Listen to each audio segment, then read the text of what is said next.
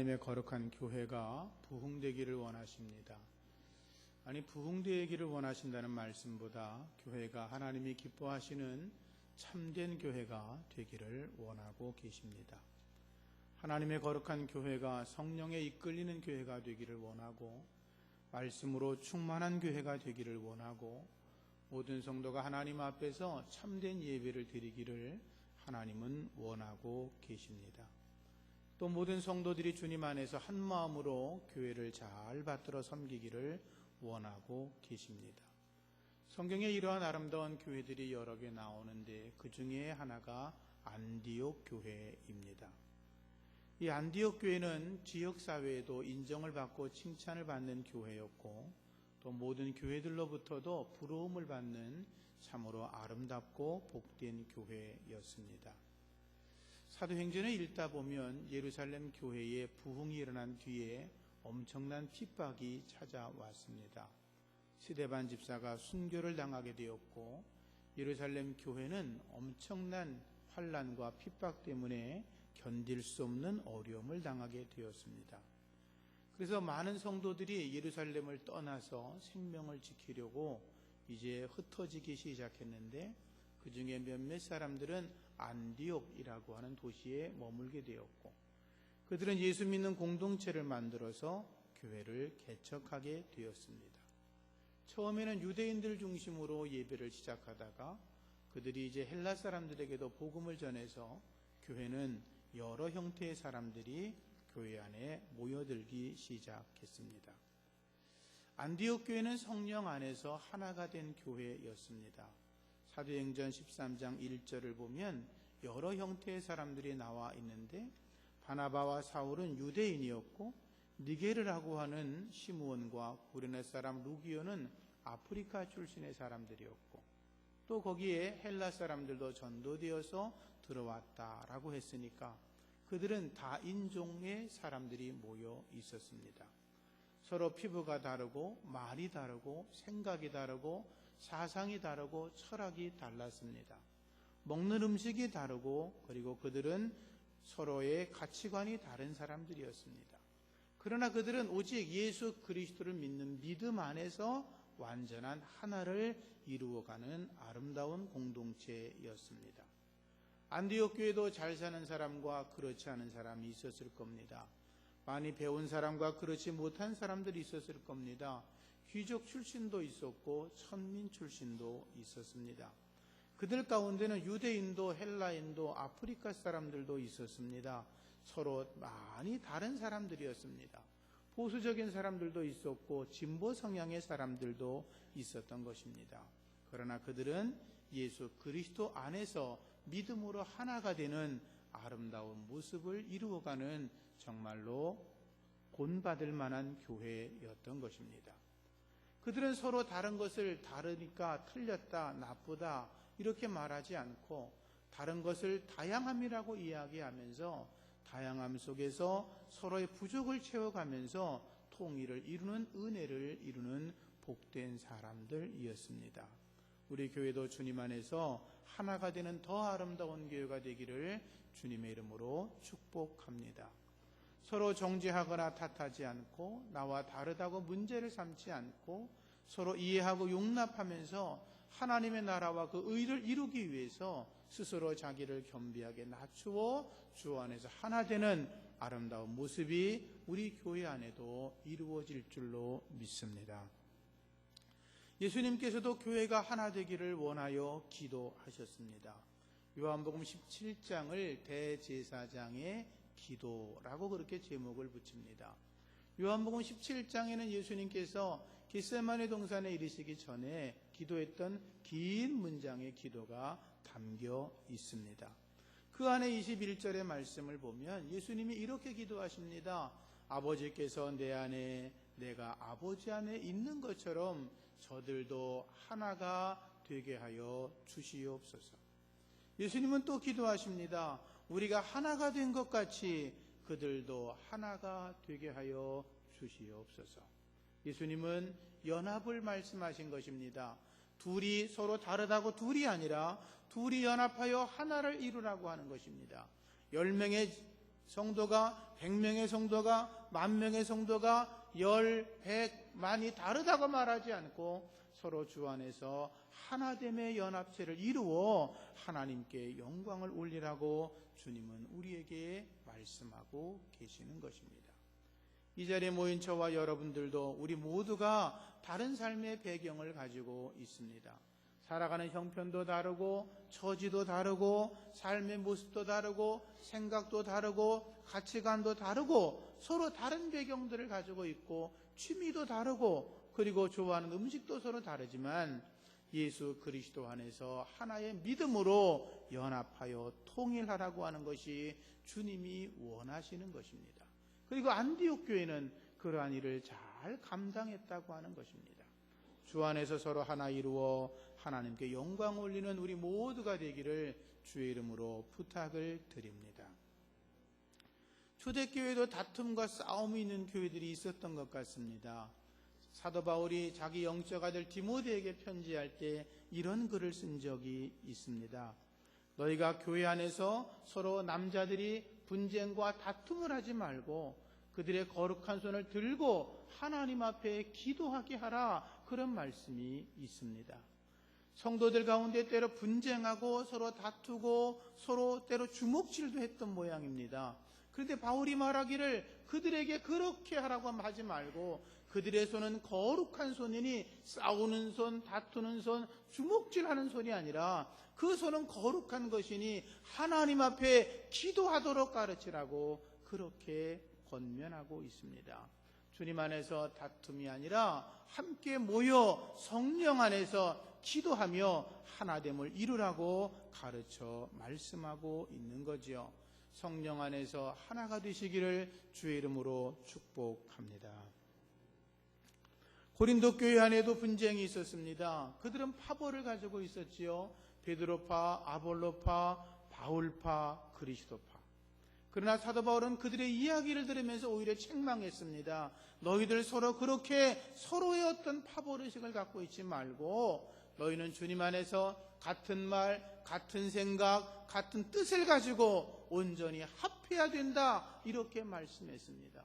예수 그리스도 안에서 하나됨의 일에 있어서 그들이 바울파가 무슨 소용이 있고 그들이 베드로파가 무슨 소용이 있고 그들 가운데 아볼로파가 무슨 문제가 있냐 이거죠. 아무것도 소용이 없다. 오직 주님 안에서 성령 안에서 하나가 되라고 말씀하고 있는 것입니다. 악한 마귀는 성도들이 하나가 되는 걸 몹시 싫어합니다. 악한 마귀는 우리가 연합하는 걸 싫어합니다. 악한 마귀는 우리가 분쟁하고 다투고 싸우고 갈라지는 걸 좋아합니다. 그래서 교회를 분열시키고 교회 안에 문제를 일으키고 가정에도 문제를 일으켜서 부부가 갈라지게 만듭니다. 부모와 자식 간의 갈등을 만들어 가정을 행복하게 만들지 않습니다. 성도들에게 불순종의 마음을 품게 해서 언제나 하나님의 일에 그릇된 삶을 살아가도록 마귀는 유혹하고 시험합니다. 악한 마귀가 하는 것입니다. 악한 마귀는 끊임없이 미움과 다툼과 시기, 질투, 분노, 불순종 등의 마음을 일으켜서 우리를 갈라놓게 만들고 하나님의 구원에서 떨어지게 만들고 성도의 연합을 파괴시키는 일을 악한 마귀가 하고 있는 것입니다. 사랑하는 성도님들, 마귀에게 붙들리지 말고 성령의 능력으로 하나 되어지는 거룩함의 은혜가 있어지기를 축복합니다. 두 번째로 안디옥 교회는 성령의 인도를 받는 교회였습니다. 사도행전 13장 2절 말씀 보면 주를 섬겨 금식했다, 그런 말이 나옵니다. 3절에는 금식하며 기도하고, 이런 말이 나옵니다. 안디옥 교회 성도들은 하나님의 뜻을 발견하고자 금식했다라고 하는 것입니다. 무슨 엄청난 복을 받으려고 금식했던 것이 아니라 이들은 하나님의 뜻이 무엇인지를 알고자 금식하며 기도했다라고 하는 것입니다. 기도는 액세서리가 아닙니다. 생각날 때 한번 기도하고, 필요할 때 기도하고, 급한 일 생기면 그때 한번 기도하고, 해결할 수 없는 문제가 생기면 한번 또 기도해보는 그 정도 액세서리가 아니라고 하는 것입니다. 우리는 늘 기도해야 합니다. 하나님의 뜻을 발견하기 위해서 기도해야 되고, 하나님의 뜻을 이루어드리기 위해서 기도해야 합니다. 항상 기도하는 습관을 가져야 되는 것입니다. 그런데 안디옥 교회는 기도하는 좋은 습관을 가졌던 은혜로운 교회였습니다. 금식하며 기도했다고 하는 건 하나님의 성령의 뜻이 하나님이 우리에게 말씀하시는 것이 정말로 분명한지 아닌지를 더 확인하기 위해서 그들이 기도했다고 하는 걸 말해주고 있는 것입니다. 신앙생활은 기도로 시작하는 것입니다. 성도들의 영성은 기도로 만들어지는 것입니다. 그래서 성경은 가르치기를 항상 기뻐하라, 쉬지 말고 기도하라, 범사에 감사하라 라고 가르칩니다. 그것이 우리들이 지내야 될 영성이기 때문에 그렇습니다. 예수님도 새벽 비명에 기도하셨습니다. 습관을 쫓아 기도하셨습니다. 때로 밤을 새워 기도하셨습니다. 40일 동안 금식하며 기도하셨습니다. 기도가 살아나야 영성이 살아나는 것입니다. 기도가 살아나야 악한 마귀와 싸워 이길 수 있는 것입니다. 기도가 살아나야 하나님의 뜻을 분별할 수 있고, 기도가 살아나야 나야 내 가정이 살고 내 교회가 살고 한국교회가 회복되고 이 나라와 이 민족이 더 잘 될 줄로 믿습니다. 기도해야 되는 것입니다. 그래서 사무엘 선지자가 말하기를 나는 기도하기를 쉬는 죄를 결코 범하지 않겠다라고 말했던 것입니다.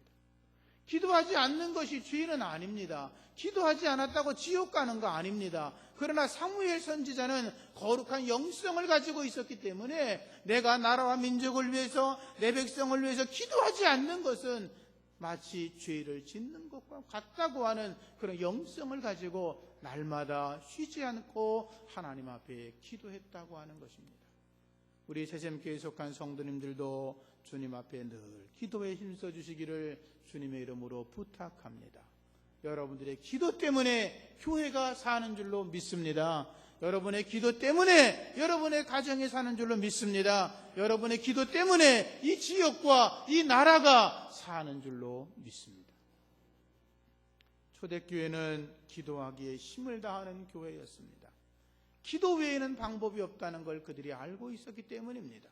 기도하여 성령 충만받고 성령의 권능을 받고 성령의 권능을 받은 그 은혜로 주님의 일을 담대하게 할 수 있었던 교회, 그것이 초대교회였고 또 안디옥 교회였던 것이죠. 교회가 행정이 잘 되고 조직이 잘 되는 거 중요합니다. 교회 안에서 여러 가지 사회적인 프로그램을 만들어서 섬기고 봉사하는 거 중요합니다. 그러나 그것보다 더 본질적으로 중요한 것은 교회는 성령 안에서 기도해야 되는 것입니다. 기도하지 않는 성도들 죄송하지만 무기력합니다. 왜냐? 성령을 호흡할 수 없기 때문입니다. 기도하지 않으면 악한 마귀와 싸워 이길 수 없습니다. 마귀와 싸움에서 백전백패할 수밖에 없습니다. 기도하여 마귀와의 싸움에서 백전백승하시기를 축복합니다. 예수님께서 기도 외에는 이런 유가 나갈 수 없다라고 말씀을 하셨습니다. 무슨 얘기냐 하면 마가복음 9장을 읽다 보면 귀신 들려서 고통당하는 아이가 있었습니다. 그의 아버지가 너무나 마음이 아파서 자기 아이를 예수님께 데리고 왔는데 마침 예수님이 계시지 않았습니다. 제자들에게 고쳐달라고 부탁을 했는데 제자들이 어떻게 손을 쓸 방도를 찾지를 못했습니다. 낭망하고 있는데 조금 후에 예수님이 변화산에서 내려오셨습니다. 그 아이를 보았습니다. 그 아버지가 예수님께 달려갑니다. 예수님, 내 아이를 좀 살려주세요. 제가 예수님에게 내 아이들을 데리고 왔는데 예수님 안 계셔서 제자들에게 부탁을 했더니 능히 고치지를 못했습니다. 귀신을 쫓아내지 못하고 이 아이가 그냥 여전히 고통 속에 빠져 있습니다. 예수님께서 제자들을 보고 말씀하십니다. 이 믿음이 없는 세대야, 내가 얼마나 오래도록 너희와 함께 있어야 되겠냐? 얼마나 너희들이 나를 보고 나를 내게 배워야 이런 정도 이 귀신을 쫓아낼 수 있겠냐? 이렇게 한탄하시며 말씀하신 거죠. 그리고 그 아이를 데리고 오라고 말씀하셨습니다. 그 아이가 예수님에게 나오니까 귀신이 그 아이에게 역사를 시작합니다. 경련을 일으키고 땅에 구르게 하고 거품을 흘리게 하고 귀신이 막 난리를 치기 시작했습니다. 언제부터 그렇게 되었냐는 질문에 어렸을 때부터라고 대답을 합니다. 그리고 이야기합니다. 귀신이 제 아이를 죽이려고 불 속에 던졌습니다. 물 속에 던졌습니다. 그런데 예수님, 무엇이라도 할 수만 있다면 제발 우리를 불쌍히 여기사 도와주시옵소서. 예수님이 말씀하시죠. 할 수 있거든이 무슨 말이냐? 믿는 자에게는 능치 못할 일이 없느니라. 그 아이의 아버지가 예수님 말씀을 듣자마자 그럽니다. 주님, 제가 믿습니다. 그런데 제가 믿음이 부족합니다. 저의 믿음 없는 것을 도와주시옵소서. 예수님께서 더러운 귀신을 꾸짖어 말씀하시죠. 말 못하고 듣지 못하게 하는 귀신아, 그 아이에게서 나오라. 그리고 다시는 들어가지 말라 라고 주님이 명령하셨습니다. 귀신이 아이에게서 나갑니다. 소리를 지릅니다. 거품을 흘립니다. 그리고 죽은 사람처럼 쓰러졌습니다. 귀신이 나가고 그 아이는 치료가 되었던 것입니다. 그때 제자들이 물었죠. 예수님, 어떻게 우리는 이 귀신을 내쫓지 못했습니까? 어떻게 우리가 이 아이를 치료하지 못했습니까? 예수님이 분명하게 말씀하십니다. 기도 외에는 이런 유가 나갈 수 없느니라. 여러분, 마귀와 싸워 이기기를 원하십니까? 귀신의 세력을 물리치기를 원하십니까? 기도할 때만 가능한 줄로 믿습니다. 믿음의 기도가 귀신을 쫓아내는 것입니다. 믿음의 기도가 마귀와 싸워 이기는 것입니다. 여러분의 삶 속에 막혀있는 문제들, 그리고 뭔가 해결이 안 되는 문제들, 내 인생에서 무언가 될 것 같은데 안 되는 많은 문제들이 있다면 하나님 앞에 믿음으로 기도하시고 우리 앞길을 방해하는 사단의 세력들을 믿음의 기도로 물리쳐 승리하시기를 축원합니다. 기도 외에는 일어날 수가 없는 것입니다. 여러분, 기도가 능력입니다. 기도가 생명입니다. 기도의 능력이 강해지기를 축복합니다. 악한 마귀는요, 목사 절대로 무서워하지 않습니다. 전도사 절대로 무서워하지 않습니다. 신학대학 교수 우습게 봅니다. 성도들 별로 마귀는 무서워하지 않습니다. 마귀가 무서워하는 것은 기도하는 사람을 무서워합니다. 성령 충만한 사람을 무서워합니다. 여러분, 기도함으로 성령 충만하시기를 축원합니다. 안디옥 교회가 하나님 앞에 칭찬받고 부흥할 수 있었던 것은 그들이 금식하며 기도할 수 있었다라고 하는 것입니다. 세 번째로 안디옥 교회는 하나님 앞에서 순종하는 교회였습니다. 안디옥 교회가 하나님 앞에 엎드려 늘 충성하고 기도하는 교회였고 금식하며 기도하는 교회였는데 하나님께서 그 교회를 향하여 말씀하십니다. 바울과 바나바를 따로 세우라 라고 명령을 하십니다. 그들은 그 말이 무슨 말인지를 몰랐습니다. 그래서 바울과 바나바를 따로 세우라는 게 무슨 말인가? 그래서 그들은 하나님의 뜻을 알기 위해서 다시 금식하며 기도했습니다. 하나님의 성령께서는 바울과 바나바가 선교사로 나가야 된다는 말씀을 하셨고 그들은 그 말씀을 바르게 깨닫고 그 바울과 바나바에게 안수하여 그들을 선교사로 파송하게 되었습니다. 처음에 바울과 바나바를 따로 세워 선교사로 보내라고 했을 때 교회 지도자들은 혼란했을 것입니다. 왜냐하면 바나바와 바울은 안디옥 교회 최고의 지도자였습니다. 바나바와 바울 때문에 거기 예수 믿는 무리들이 안디옥 도시 안에 가득 차고 넘쳤습니다. 근데 바울과 바나바가 그곳을 떠난다고 한다면 교회 안에 영적 지도자가 없어지는 것이고 또 교회가 혼란하고 어지러움을 경험할 수 있었기 때문에 그들은 바울과 바나바만큼은 보낼 수 없다고 생각을 했을 겁니다. 그러나 하나님의 성령께서는 바울과 바나바가 안디옥 교회에서도 마땅히 있어 필요한 사람이지만 세계 선교를 위해서 더 필요한 사람이라고 말씀하시면서 그들을 선교사라고 보내라고 말씀하였고, 안디옥의 성도들은 그 말에 순종하여 금식하고 그들에게 안수하며 기도하고 선교사로 보냈다라고 하는 것이죠. 순종하는 교회에 하나님의 은혜가 더 임하는 줄로 믿습니다. 우리는 그런 이야기를 많이 합니다. 초대교회로 돌아가야 된다. 여러분, 초대교회가 어떤 교회인지 압니까? 초대교회도 우리와 똑같은 모습이었습니다. 다툼과 싸움과 시비와 그리고 때로는 분열과 질투, 그런 일들이 언제나 있었습니다. 그런데 그들이 그 모든 걸 극복할 수 있었던 것은 성령의 은혜로 하나가 되었다는 것입니다. 문제가 없는 게 아니었습니다. 그들에게 사건이 없던 거 아니었습니다. 우리와 똑같은 문제가 있었지만 그들은 그 모든 것들 위에 성령의 기름 부음을 받아 성령님의 뜻 앞에 순종했다라고 하는 것입니다. 사도행전을 우리가 성령행전이라 그럽니다. 왜냐하면 사도행전 안에는 모든 이야기가 성령께서 하셨다고 기록이 되어 있기 때문입니다. 1장에 보면 예수님 말씀하시죠. 너희들 성령 받고 권능 받아 땅끝까지 가서 내 복음의 증인이 되라. 2장에는 그렇게 나오죠. 오순절 마가의 다락방에서 제자들이 기도하다가 120명의 문도가 성령으로 충만함을 얻지 않습니다. 3장 말씀엔 베드로가 예수의 이름으로 성령의 권능으로 안진병이를 일으키는 기적이 나오지 않습니까? 4장에는 베드로가 성령 충만해서 복음을 전하다가 감옥에 들어가게 되었던 이야기 나오지 않습니까? 5장에는 아나니와 삽비라가 성령을 거스렸다가 죽임을 당하는 엄청난 사건이 나옵니다.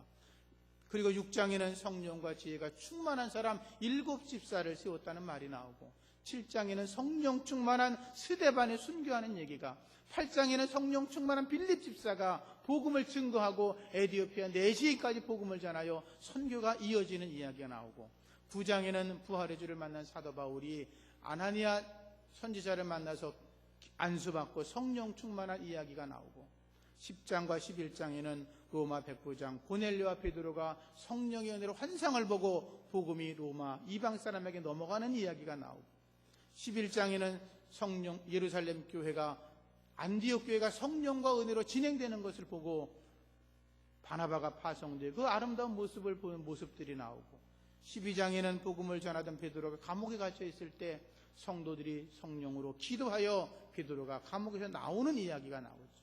13장에는 바울과 바나바를 안디옥 교회가 성령 충만하여 안수하고 선교사로 보내는 이야기가 나오고, 14장부터 마지막까지는 복음이 성령의 은혜로 온 세계에 흩어져 전해지는 말씀들이 나오죠. 교회 안에 문제가 없었던 것 아니었습니다. 그러나 초대교회는 언제나 성령의 은혜 안에서 하나가 되었고 하나님의 성령의 가르침에 순종했다라고 하는 것입니다. 우리 모두도 하나님의 성령의 음성을 들을 수 있는 거룩한 성도, 거룩한 교회가 될 수 있기를 주의 이름으로 축복합니다. 안디옥 교회가 이렇게 하나님의 성령의 뜻을 따라 주의 일을 행할 때 하나님은 교회에 은혜를 더하여 주셨습니다. 첫 번째로 하나님의 손이 함께하여 주셨습니다. 11장 21절 말씀에 주의 손이 그들과 함께 하심에 수많은 사람들이 믿고 주께 돌아왔다라고 기록하고 있습니다. 하나님의 손이 함께했다는 것입니다. 그래서 교회 안으로 찾아온 사람들이 많아졌다는 것입니다. 말씀의 큰 무리가 주님께 더하였다라고 했습니다. 우리가 노력하고 힘써서가 아니라 하나님께서 그 모습을 보시고 당신의 손으로 덮어주셨다는 것입니다. 하나님의 손이 여러분과 함께 하시면 복된 일이 나타날 줄로 믿습니다. 하나님의 손이 여러분과 함께 하시면 영권과 인권과 물권이 강력해질 줄로 믿습니다. 하나님의 손이 우리와 함께 하기 위하여 주 앞에 더 겸손함으로 나아가는 우리 모두가 되기를 부탁을 드립니다. 안디옥 교회의 은혜가 충만했다고 그랬습니다. 하나님의 은혜를 부어주신 것입니다. 하나님이 말할 수 없는 은총으로 부어주시니까 그 교회가 부흥하고 성장할 수 있었던 것입니다.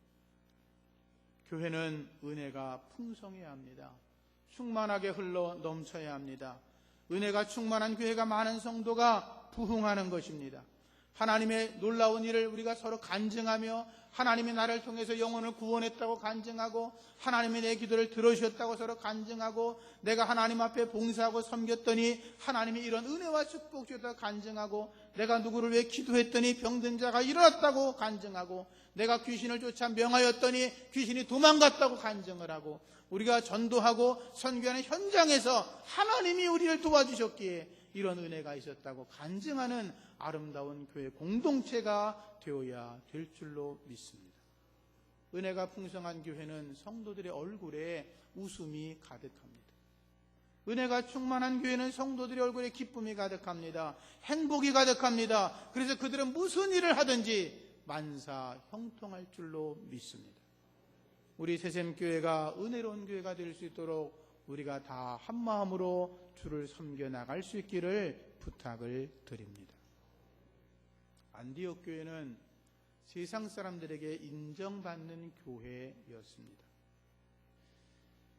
지난 12월 10일과 11일 양일간에 기독교 윤리 실천운동 본부가 전국 19살 이상의 사람들을 대상으로 1000명을 조사해서 2013년도에 한국 교회가 사회적 신뢰도가 얼마나 되는가를 여론조사를 했습니다.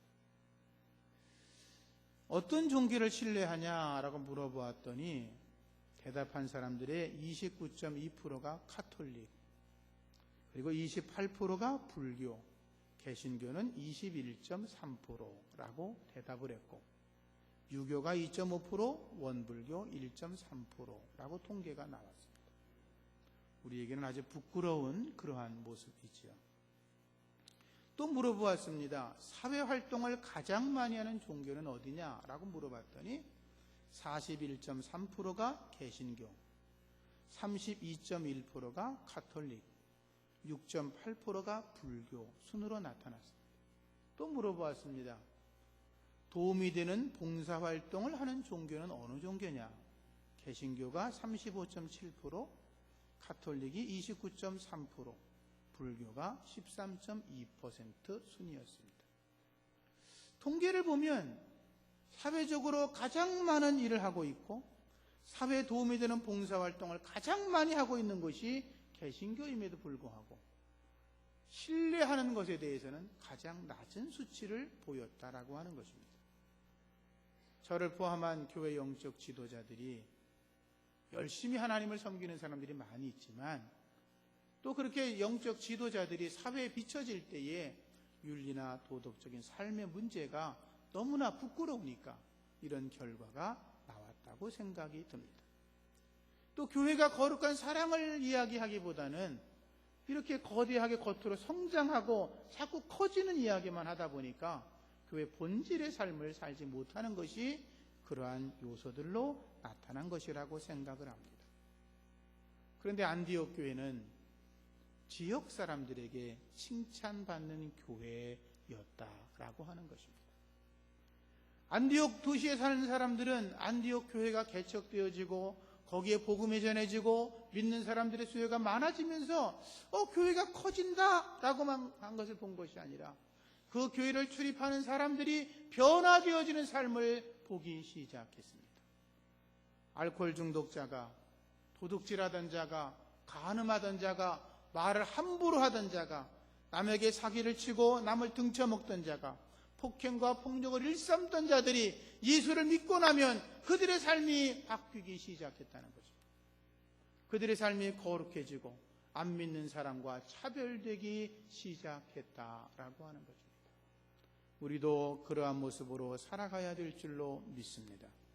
착하고 순결한 사람, 성령 충만한 사람, 소금과 빛의 역할을 감당하는 사람, 어느 곳에 머물든지 나 때문에 내가 세상에게 오염당하는 것이 아니라 나 때문에 세상 사람들이 변화를 입어 하나님의 나라가 이루어지는 그러한 모습이 나타날 때 하나님께서 우리를 더 기뻐하시고 더 큰 은혜와 복을 주실 줄로 믿습니다. 마지막으로 안디옥 교회는 나누고 베풀어주는 복을 받은 교회였습니다. 예수님께서 주는 것이 받는 것보다 더 복이 있다, 이렇게 말씀하셨습니다. 안디옥 교회는 그 일을 실천한 교회였습니다. 안디옥 교회는 그 당시에 예루살렘 교회가 큰 기근과 재앙 때문에 어려움을 당한다는 이야기를 듣고 교회 지도자들이 모여 회의를 하고 그들이 모여서 그 예루살렘 교회를 향하여 부조를 보내겠다고 결정하고 그것을 실천했고 그것을 모아가지고 바나바와 사울의 손에 들려서 예루살렘 교회는 장로들 베드로나 야고보나 요한에게 보내었다고 그렇게 성경은 기록하고 있습니다. 남을 위해서 나누어주는 축복을 받는 것, 이건 은혜인 줄로 믿습니다. 여러분, 주의 말씀을 기억하십시오. 주는 것이 받는 것보다 더 복이 있다라고 말씀하셨습니다. 안디옥 교회, 오늘날의 교회들도 본받을 만한 아주 훌륭한 교회였습니다. 저와 여러분들도 안디옥 교회처럼 하나님의 손에 붙들리고 성령에 이끌리고 무슨 일을 하든지 성령 안에서 하나가 되고 함께 하나님이 기뻐하시는 아름다운 교회를 만들어가는 새샘교회 성도가 되시기를 주의 이름으로 부탁을 드립니다. 기도하겠습니다. 하나님 감사합니다. 하나님이 기뻐하시는 안디옥 교회처럼 우리 새샘교회도 하나님이 기뻐하시고 정말로 칭찬하는, 그리고 세상 사람들이 보기에도 아름다운 교회로 인정받는 하나님의 교회가 되게 하여 주옵소서. 예수님 이름으로 기도합니다. 아멘.